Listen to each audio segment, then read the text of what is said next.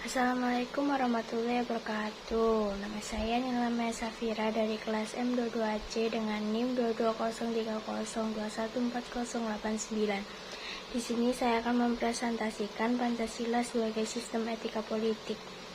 Yang pertama, etika politik Pancasila, nilai-nilai dan contoh penerapannya. Etika politik Pancasila merupakan percabangan dari filsafat politik Pancasila yang memandang baik dan buruknya suatu perbuatan maupun perilaku politik dengan dasar filsafat politik Pancasila.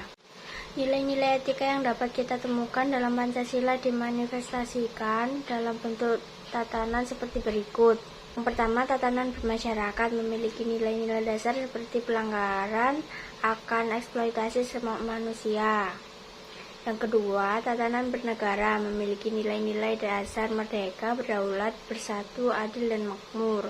Yang ketiga, tatanan luar negeri memiliki nilai ketertiban dunia, perdamaian abadi, kemerdekaan, dan keadilan sosial.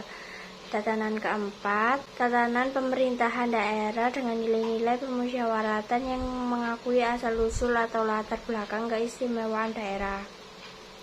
Yang kelima, tatanan hidup beragama dengan kebebasan beribadah sesuai dengan keyakinan masing-masing.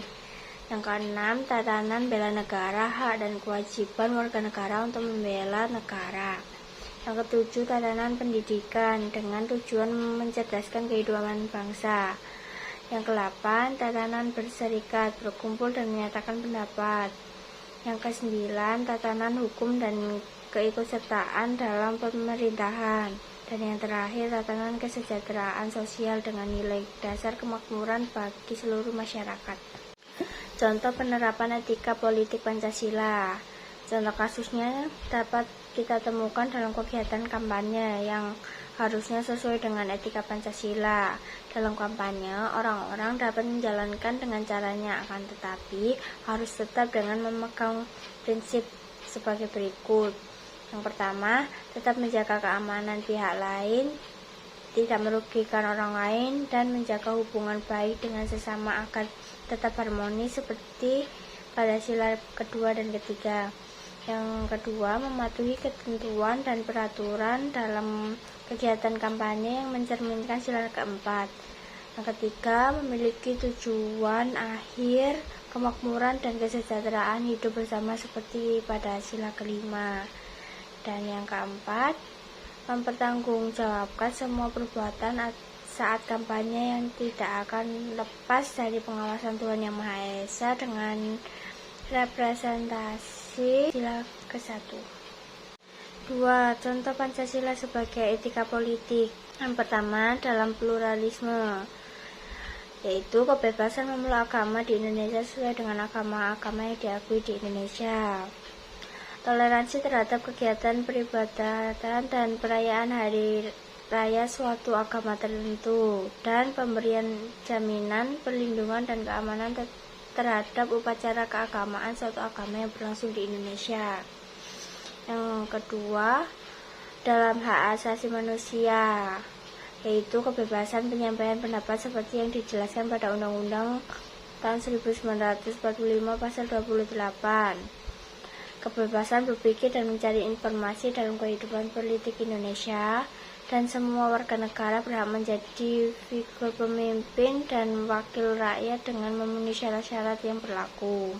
Yang ketiga, dalam persatuan bangsa, tidak memberikan kekuasaan atau jabatan politik pada orang dengan pertimbangan suku, budaya, dan agamanya. Selalu mementingkan kepentingan umum di atas kepentingan pribadi maupun golongan, dan tidak mudah melontarkan ujaran kebencian dalam konteks politik, terutama yang menyinggung SARA. Yang keempat, dalam demokrasi, kebebasan memilih calon pemimpin maupun wakil rakyat sebagai wujud kedaulatan rakyat. Kebebasan untuk dapat ikut berpartisipasi menjadi calon wakil rakyat maupun pemimpin.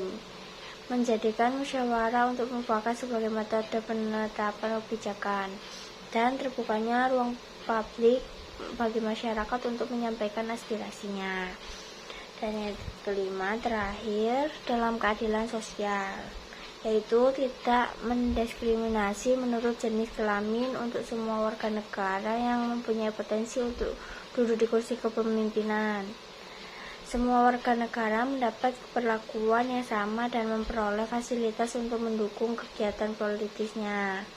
Dan yang terakhir, hukum berlaku secara adil dan merata, tidak tumpul di atas, dan hukum berlaku secara adil dan merata, tidak tumpul ke atas dan tajam ke bawah. Yang ketiga, nilai-nilai dan contoh penerapan saya. Nilai Safira dan belajar berusaha mencapai cita-cita sebagai seorang administrator negara adalah menerapkan nilai-nilai berdasarkan tatanan bernegara, tatanan pemerintahan, tatanan kesejahteraan sosial, dan tatanan-tatanan yang lain. Contoh penerapan yang dapat dilakukan adalah mempelajari terkait menjadi lembaga negara dan administrator negara dengan memperhatikan nilai-nilai dan etika politik Pancasila. Sekian dari saya, kurang lebihnya mohon dimaafkan. Wassalamualaikum warahmatullahi wabarakatuh.